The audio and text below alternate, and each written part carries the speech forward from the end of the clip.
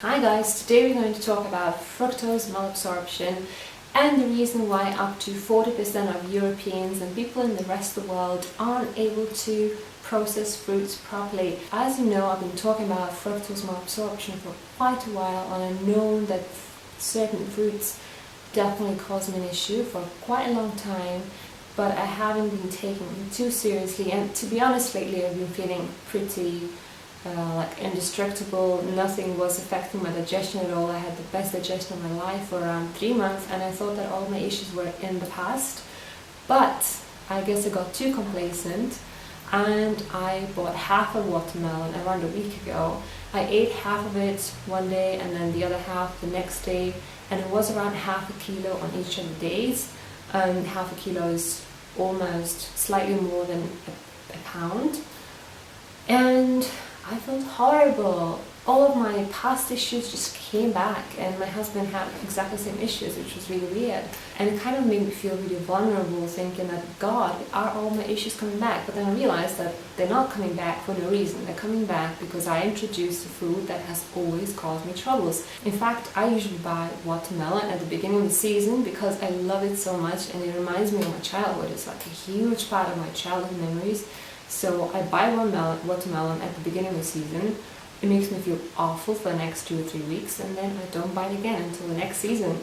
So I don't know when I'm going to learn this lesson, but I do every single season. Hopefully this was the last one. I kind of instinctively navigated towards foods that were either low in fructose, or the fructose had the same amount as glucose, which was safely processed by my body. And it's not just watermelon that is really evil for people like me who have problems with fructose. It can be things like mangoes, persimmons, huge amounts of pineapple, pears and apples. Pears and apples are awful, just as awful as watermelon, but all of these fruits can cause problems. And then there's certain vegetables as well, like artichokes, which can cause the same issues. So as you can see, I'm continuously talking about the ratio between fructose and glucose, and it's because the ratio is the biggest thing here. So it's not like you can't eat fructose because you can't tolerate it. It's not like that. There is a certain hereditary fructose intolerance that some people have, but it's very rare, and that's not what I'm talking about in this video. I'm just talking about problems with absorbing huge amounts of fructose or excess fructose. So now I'm talking about the excess. So generally, if you eat foods where the amount of fructose is lower or equal to or nearly equal to the amount of glucose, the body is going to process it without any issues, because the glucose is going to kind of carry the fructose out of the body together at the same time, and you won't counter it and you won't find any kind of issues.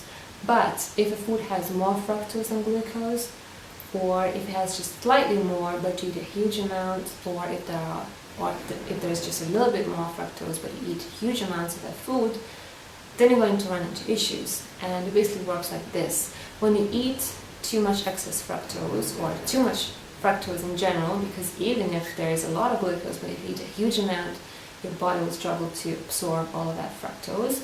So if you run into this excess fructose issue, your small intestine is not going to be able to process it, even though it's supposed to process most of your food. So once this undigested fructose gets into the large intestine, that's when the party starts, and bacteria starts fermenting it, and that's when you start getting bloating and headaches and depression and diarrhea or constipation, depending on your own constitution, and all kinds of skin issues, acne, itchy skin, nausea, some people even vomit, acid reflux. All of these things can be fructose malabsorption issues.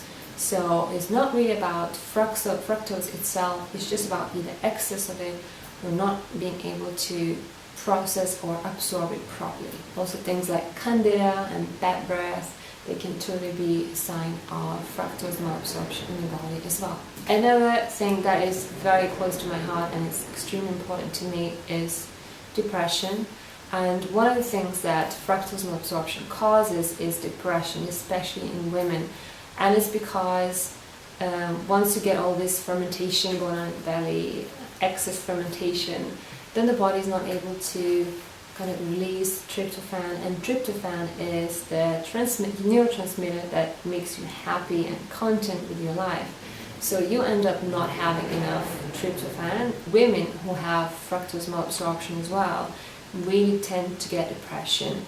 That applies to men a little bit less, but if you're a woman and if you suffer from depression, fructose malabsorption is definitely one of the most important things to look into. And it's not just about depression, it's also mood swings, fatigue, irritability.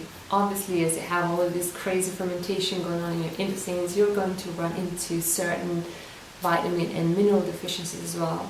So things like calcium, iron, vitamin B6, vitamin B12, magnesium, all of these also zinc. I nearly forgot zinc, and that's so important for digestion. All these things can be low in somebody with fructose malabsorption.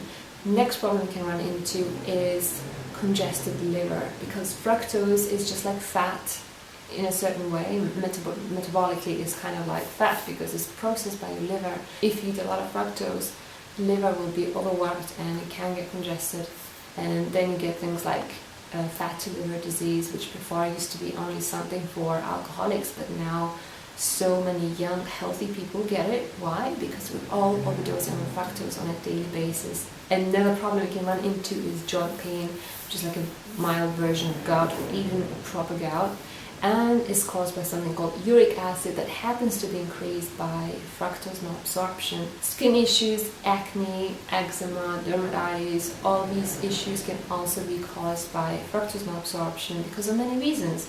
Because of all these nutrient deficiencies, because of overworked congested liver, due to imbalanced gut bacteria.